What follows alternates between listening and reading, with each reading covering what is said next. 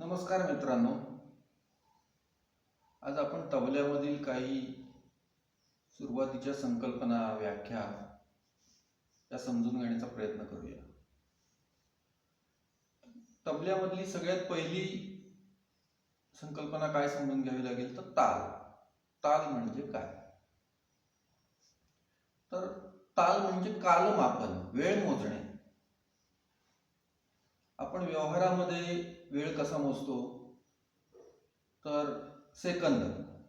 मग सेकंदाची मिनिटं होतात, मिनिटांचे तास, तासाचा दिवस, मग आठवडा, महिना, वर्ष, असं आपण व्यवहारामध्ये वेळ मोजतो. मग ताल म्हणजे काय तर संगीतामध्ये वेळ मोजणे, कालमापन करणे. हे कसं करणार तर हस्तक्रियांच्या साह्याने ताल मोजला जातो. हस्तक्रियांच्या साह्याने कालमापन करणे म्हणजे ताल.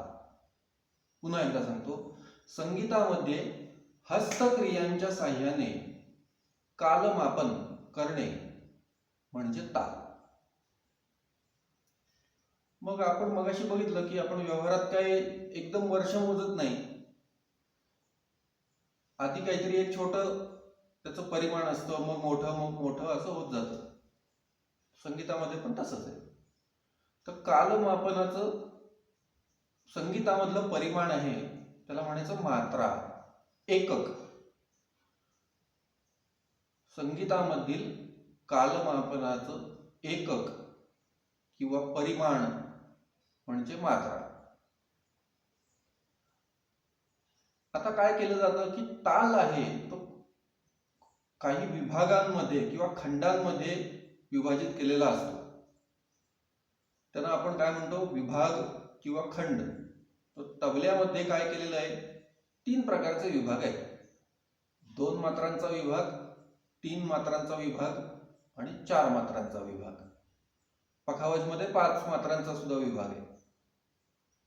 तबल्यामध्ये जे ताल आहेत त्याच्यामध्ये विभाग कसे असणार, एक तर 2 मात्रांचा, 3 मात्राचा किंवा 4 मात्राचा. असे जे विभाग आहेत त्यांना आपण खंड किंवा विभाग असं म्हणतो. म्हणजे काय झालं, सगळ्यात छोटं एकक मात्रा, 2, 3 किंवा 4 मात्रांचा मिळून एक विभाग किंवा खंड, आणि अशा काही विभागांचा ताल. तर ह्या आपण काही पहिल्या 3 महत्वाच्या संकल्पना समजून घेतल्या की ताल म्हणजे काय, विभाग म्हणजे काय आणि मात्रा म्हणजे काय. धन्यवाद.